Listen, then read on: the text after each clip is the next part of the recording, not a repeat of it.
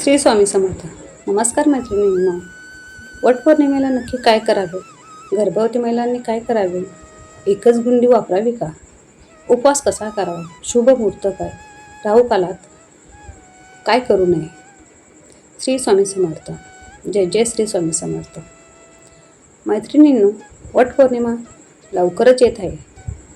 शास्त्रानुसार 9 नियम वटपौर्णिमेच्या दिवशी पाळायचे आहेत. या 3 साड्या चुकूनही वटपौर्णिमेला घालू नका. गर्भवती महिलांनी काय करावे? एकच गुंडी वापरावी का? उपवास कसा करावा? जर आपल्याकडून काही चुका झाल्या तर हे खूप अशुभ मानले जाते. आपल्याला काही गोष्टी माहीत नसतात, त्यामुळे आपल्याकडून चुका मात्र होतात. आपल्याला त्याचे परिणाम भोगावे लागतात. कोणत्या आहेत त्या 3 साड्या आपण जाणून घेणार आहोत. अशा साड्या नेहमीच अडचणींचा सामना करावा लागतो. तर चला पाहूया यंदाची वटपौर्णिमा. यंदाची ही वटपौर्णिमा 29 जून सोमवार रोजी आलेली आहे. वटपौर्णिमा सावित्रीने आपल्या पतीचे प्राण परत मिळवण्याकरता यमराजाला आपल्या भक्तीने संतुष्ट केले व आपले पतीचे प्राण परत मिळवले.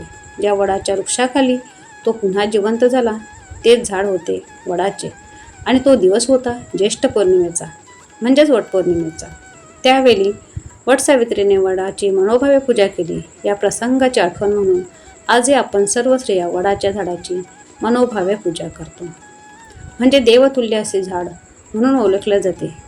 वडाचे झाडामध्ये प्रत्यक्ष ब्रह्म विष्णू महेश तिन्ही देवांचे स्थान आहे. जेव्हा विष्णू महेश तिन्ही देवांचे स्थान आहे, जेव्हा या आपण वटपौर्णिमेला वडाच्या झाडाची पूजा करतो तेव्हा आपल्याला त्रिदेवांचे पूजन केल्याचे, म्हणजेच ब्रह्मा विष्णू महेश या 3 देवांचा आपल्याला भरभरून आशीर्वाद देतात. म्हणून प्रत्येक स्त्रीने वडाच्या झाडाची ज्येष्ठ पौर्णिमेला मनोभावे पूजा करावी. या वर्षीची वटपौर्णिमा तारीख ज्येष्ठ पौर्णिमेची तिथी प्रारंभ 28 जून 2026 रविवार सकाळी 8:35 ज्येष्ठ पौर्णिमा तिथी समाप्ती 29 जून 2026 सोमवार सकाळी 8:48. वटपौर्णिमेचे व्रत पूजाविधी कधी करू नये. 28 जून 8:35 रविवार रोजी सकाळी 8:35 ही पौर्णिमा तिथी प्रारंभ होणार आणि दुसऱ्या दिवशी 29 जून 8:48 ही पौर्णिमा तिथी संपणार आहे. आणि यामध्येच राहुकाल आहे. राहुकाल 29 जून रोजी सकाळी 6:44 ते 8:27 राहुकाल असणार आहे. शास्त्रानुसार असं म्हटलं जातं की राहुकालामध्ये कोणतेही शुभ कार्य करू नये. त्यामुळे राहुकालामध्ये वडाची पूजा महिलांनी करू नये. म्हणजेच 8:27 नंतरच पूजा करणे योग्य राहील. आपल्या भोलेनाथाचा म्हणजे महादेवाचा दिवस आहे सोमवार. सौभाग्यवर्धक असे वटपौर्णिमेचे व्रत ठरणार आहे. सर्व महिलांनी या दिवशी लवकर उठायचे आहे आणि वडाच्या झाडाची पूजा करण्या अगोदर काही महिला काय करतात, सकाळी लवकर उठतात आणि घाईघाईत वडाच्या झाडाची पूजा करून येतात. पण असं करू नका. महिलांना सर्व काही नीट व्यवस्थित करायचं आहे. तर या दिवशी असं लवकर उठायचं आहे, हळद टाकून अंघोळ करायचे आहे, म्हणजे लक्ष्मी नारायण दोघेही प्रसन्न होतील. तसेच पूजाविधीसाठी जे साहित्य आणि मुहूर्त या दिवशी कोणतं आहे, शुभ रंगाच्या साड्या घालाव्या नेसाव्या का, कोणत्या नेसू नयेत, कोणत्या रंगाच्या बांगड्या घालाव्यात, कोणत्या घालू नयेत, गरोदर महिला असतील किंवा मासिक धर्माच्या महिला असतील तर काय करावं, काय टाळावं, कोणते नियम पाळावेत, कोणते शुभ वेळी पूजा करावी व कोणत्या वेळी करू नये, हे देखील या व्हिडिओमध्ये पूर्णपणे सांगितलेले आहे. हे आपण व्हिडिओमध्ये पाहणार. पुढे जाण्याआधी माझी तुम्हाला विनंती आहे की तुम्ही या चॅनलवर नवीन असाल तर चॅनलला प्लीज सबस्क्राईब करा आणि कॉमेंट बॉक्समध्ये श्री स्वामी समर्थ नक्की लिहा. तर मैत्रिणींनो, वडाच्या झाडाची पूजा केल्याने तिन्ही देवता प्रसन्न होतील. काही शारीरिक मानसिक त्रास असतील तर ते संपूर्णपणे नष्ट होतील. या दिवशी महिलांनी अंघोळ केल्यानंतर लगेचच आपल्या देवघरात देवाची छानशी विधिवत पूजा करायची आहे. सोमवार असल्याने आपल्या महादेवाचा म्हणजे भोलेनाथाचा दिवस आहे. माता पार्वतीची सुद्धा छानशी विधिवत पूजा करा. तसेच माता लक्ष्मीची सुद्धा पूजा करा. मूर्ती असेल, फोटो असेल, पुसून घ्या. मूर्ती असेल तर छान पंचामृताने किंवा गाईच्या कच्च्या दुधाने अभिषेक करायचा आहे. मूर्ती छान देवघरात स्थापन करायची आहे आणि कुलदेवीचा मंगल कलशसुद्धा या दिवशी जरूर ठेवा. या दिवशी देवी आईची ओटी भरायची आहे. आता तुम्ही वटपौर्णिमेला देवी आईची ओटी खणा नारळाने नाही भरायची, भरली तरी चालेल, पण गहू आणि आंबा घ्या, त्याने देखील ओटी भरली तरी चालेल. तुळशी मातेची पूजा करा. आपल्या ज्येष्ठ पौर्णिमेला म्हणजे वटपौर्णिमेला गव्हाच्या ओटीला खूप महत्त्व आहे. आपण इतर वेळी तांदळाची ओटी भरत असतो, पण यावेळी ज्येष्ठ पौर्णिमेला जेव्हा वडाच्या झाडाजवळ ओटी ठेवतो किंवा 5 बायकांना ओटी भरतो, तेव्हा आंब्याने आणि गव्हाला खूप महत्त्व असते. महिलांनो, या दिवशी गव्हाचाच वापर करा. आपल्या कुलस्वामिनीची ओटी भरताना, तुळशी मातेजवळ ओटी ठेवताना किंवा वडाच्या झाडाखाली ओटी भरताना, 5 बायकांची ओटी भरताना तुम्ही मोठमोठे असे गहू वापरायचे आहेत. तांदूळ वापरू नका. गव्हाला खूप महत्त्व आहे. सोन्यासारखं सुख ऐश्वर्य तुमच्या ओटीमध्ये देवी आई साक्षात लक्ष्मी माता देईल, म्हणून गव्हाचाच वापर करायचा आहे. वडाचे झाड हे धार्मिकरित्या जितके महत्त्वाचे आहे, तितकेच शास्त्रीयदृष्ट्या वडाचे झाड 100 वर्षापेक्षा जास्त काळ जगते. त्यासुद्धा त्याचे सौभाग्य म्हणजेच पतीला दीर्घ आयुष्य लाभण्यासाठी हे व्रत मनोभावे करत असतात. वडाचे झाड हे 100 वर्षापेक्षा जास्त दिवस जगते. त्याचप्रमाणे पतीलासुद्धा 100 वर्ष आयुष्य लाभावे अशी प्रत्येक महिलांची ईश्वराच्याने प्रार्थना असते आणि जन्मोजन्मी हाच पती भेटावा यासाठी महिला मनोभावे वटपौर्णिमेचे व्रत करत असतात. आता पाहूया वटपौर्णिमेची पूजा पद्धत. वटपौर्णिमेच्या दिवशी विवाहित स्त्रियांनी स्नान करून 16 शृंगार परिधान करावे. व्रताचे संकल्प करून पिवळ्या रंगाचे कपडे परिधान करा. वडाच्या झाडाला पूजण्यासाठी ताटात फुले, अक्षदा, दिवा, अगरबत्ती, मिठाई, साखर, पुरणपोळी, ओटी भरण्यासाठी गहू, आंबा, एखादा ब्लाऊज पीस, यथाशक्ती गोड काहीतरी असावे. आंबा, हळदी कुंकू यासारख्या गोष्टी नक्कीच ठेवा. वडाच्या झाडाला पाणी टाकून रक्षासूत्र बांधून 7 वेळा प्रदक्षिणा मारा आणि आपल्या पतीच्या दीर्घायुष्यासाठी मनोभावे प्रार्थना करा. विवाहित स्त्रियांना सौभाग्याचे लेणे देऊन त्यांचा आशीर्वाद घ्यावा. यामुळे आपल्या सौभाग्यात वाढ होते आणि आपल्याला त्यांचे शुभ आशीर्वाद मिळतात.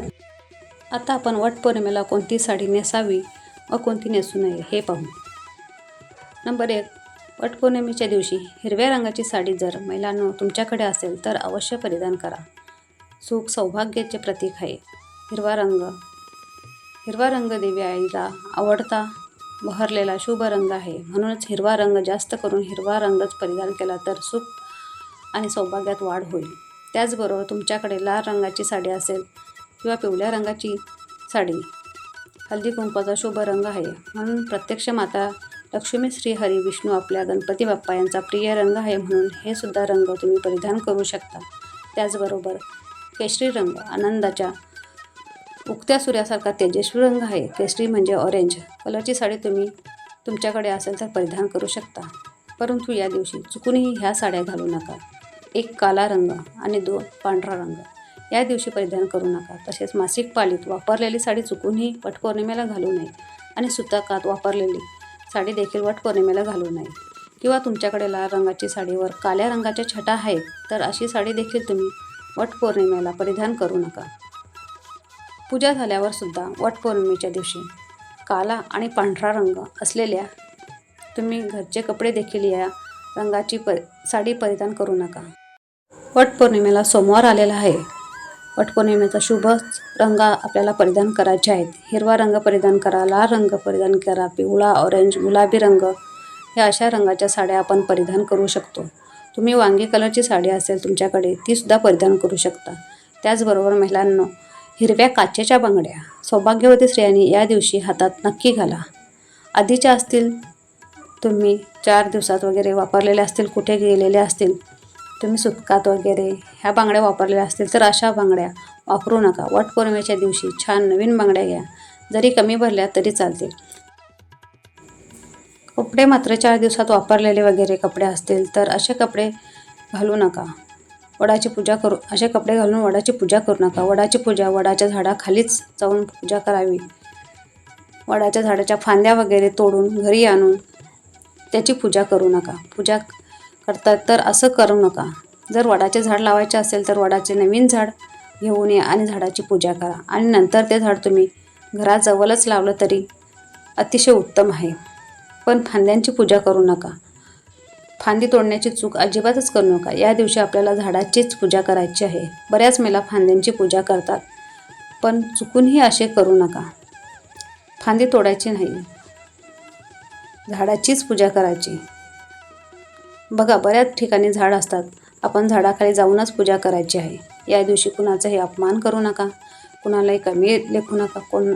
कारण लक्ष्मी माता कोणत्या रूपाने देवी आपल्या घरी येईल आणि आपल्याकडून पाहुणचार घेऊन जाईल, मान सन्मान करून जाईल, सांगता येत नाही. म्हणून प्रत्येक स्त्रीचा आपण मान सन्मानच करायचा आहे. कुणाचाही अपमान होणार नाही याची प्रत्येकाने काळजी घ्यावी. तसेच वटपौर्णिमेच्या या शुभ दिवशी मांसाहार, मद्यपान होणार नाही याची काळजी घ्या. जेवढी झाडं लावता येतील तेवढी आपण या दिवशी झाडे लावा.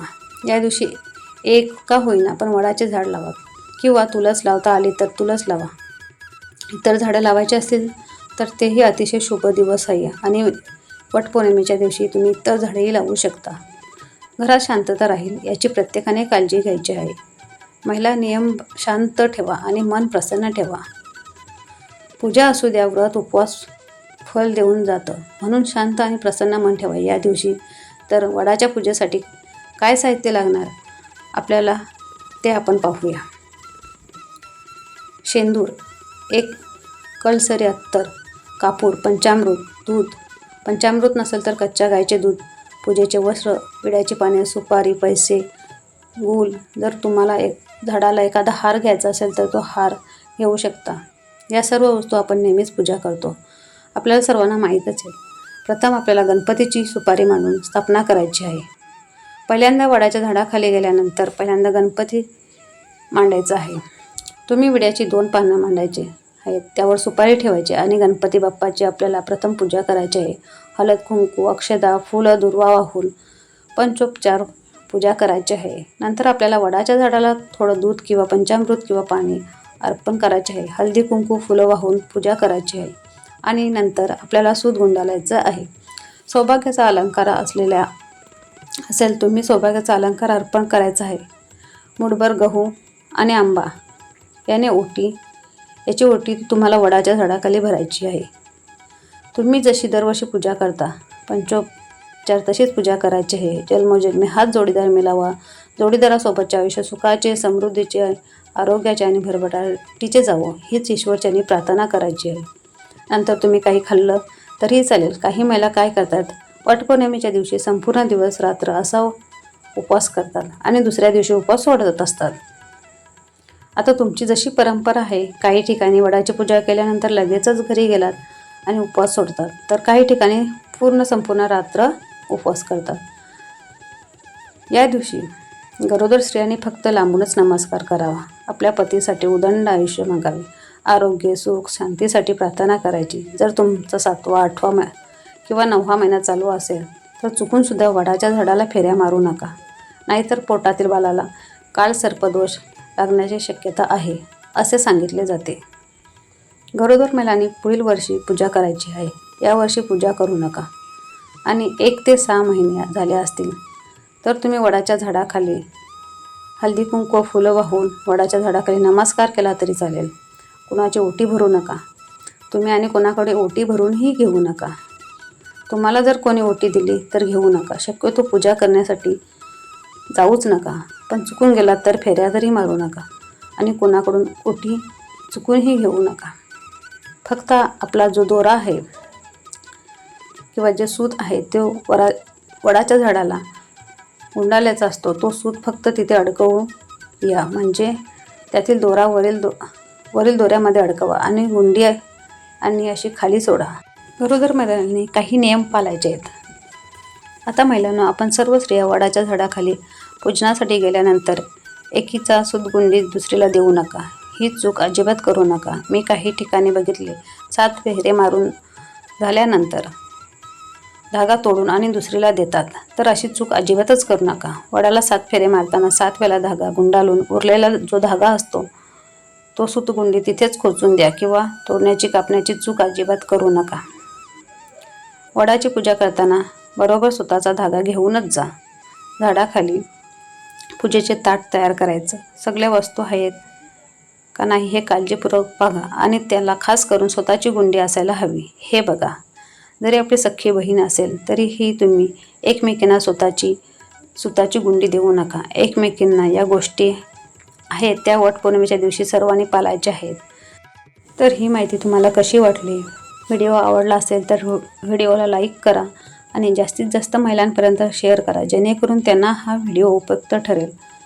आणि व्हिडिओ पूर्ण पाहिल्याबद्दल मनापासूनच आभारी आहे.